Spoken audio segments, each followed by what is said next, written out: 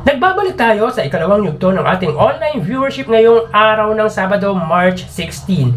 At bago natin umpisahan ang ating online viewership ay humihiling ako na pakisubscribe ang aking YouTube channel, pakiclick ang bell notification icon para lagi kayong updated sa mga bagong video na ilalabas ko. So mga kaparokya, naglabas nga ng write-ups ang Philippine Star patungkol sa GMA at It's Showtime, at ayon dito ay pinaplansya na daw ng dalawang panig para sa noontime program ng GMA, at ito nga ay ang It's Showtime ni Vice Ganda at ng Madlang People. According here ay hindi daw pwedeng mawala ng pananghaliang programa ang GMA dahil sa laki at lawak ng reach nito, kung kaya't nag-uusap na di umano ang pamunuan ng GMA at ABS-CBN hinggil dito. Kamakailan nga ay nagbigay ng hint si Vice Ganda about sa mga usapan ng management both parties. So ito ba yung pinapatungkulan ni Vice Ganda?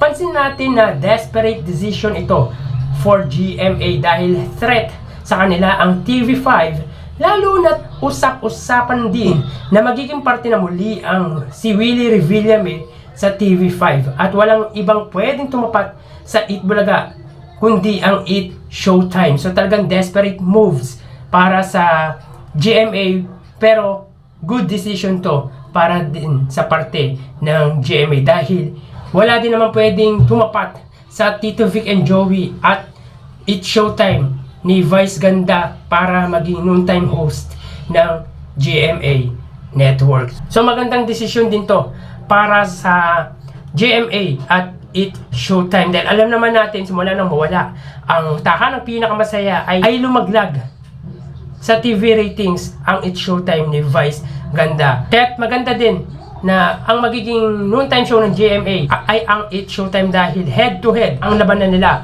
pagdating sa noontime show. Kaya para sa atin, okay na mapunta ang It's Showtime sa GMA. Kaso tignan na lang natin kung ano ang kahihinatnan, lalo pat alam naman natin na may TV program ang ABS-CBN sa TV5. Magkakaroon to ng problema lalo na kung papaano nila i-market or i-plug ang palabas nila sa TV5 dahil for sure GMA will not agree para i-promote yung program ng ABS-CBN from TV5.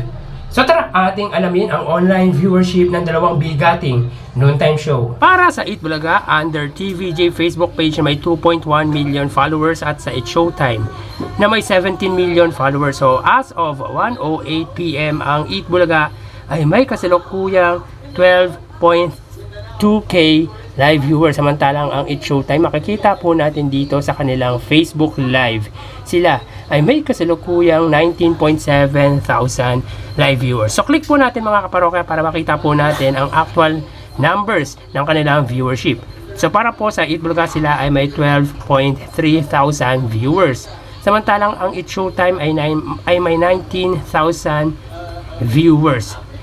So ulitin po natin mga kaparokya, as of 1:09 PM, ang Eat Bulaga sila ay may 12.3 thousand viewers. Samantalang ang It's Showtime ay may 19.7 thousand live viewers. So katatapos lang po ng segment ng It's Showtime na karaoke. Samantalang ang Eat Bulaga ay may segment na Gimme 5. So dito po makikita po natin sa Facebook Live ng dalawang noontime show, mas maraming nanonood sa It's Showtime kaysa sa Eat Bulaga. Pero pagdating naman sa followers ng dalawang noontime show, makikita po natin ang layo ng diferensya ng kanilang taga-subaybay. Ang It's Showtime ay may 17 million, samantalang ang Eat Bulaga ay may 2 million followers. Kung kaya pag kinonvert po natin to into percentage ay malamang ay mas mataas ang percentage or ang rate ng Eat Bulaga. So mapunta po tayo sa TV Network YouTube channel.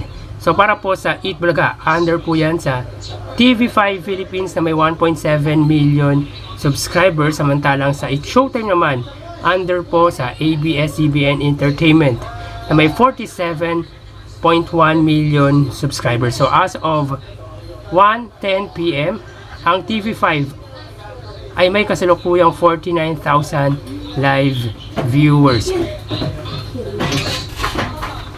Samantalang ang It's Showtime naman ay may 113,000 live viewers. So ulitin po natin mga kaparokya, as of 1:10 PM ang Eat Bulaga, sila ay may 49,000 live viewers, samantalang ang ABS-CBN Entertainment ay may 113,000 live viewers.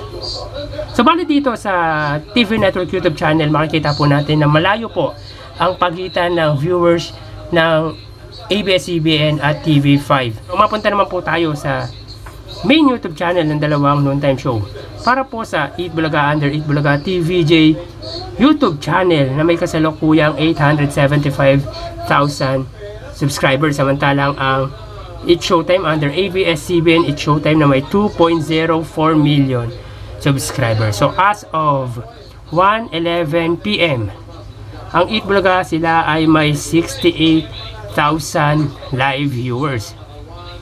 Ang It's Showtime naman ay may 75,000 live viewers. So dikit po ang labanan ng dalawang noontime show sa kanilang main YouTube channel. So ulitin po natin, as of 1:12 PM ang Eat Bulaga, sila ay may 68,000 viewers.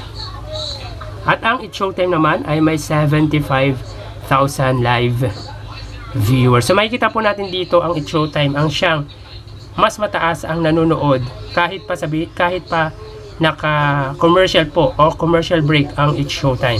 So bali ang total na nakuha ng Eat Bulaga ay 129,000 live viewers, samantalang ang It's Showtime ay nakakuha ng total na 209,000 live viewers. So yan po ang lumalabas sa kanilang online viewership as of 1:13 PM. Mamaya ho magbabalik po tayo sa ikatlong yugto ng ating online viewership ng dalawang bigating noontime show dito sa ating bansa, ang Eat Bulaga at ang It's Showtime.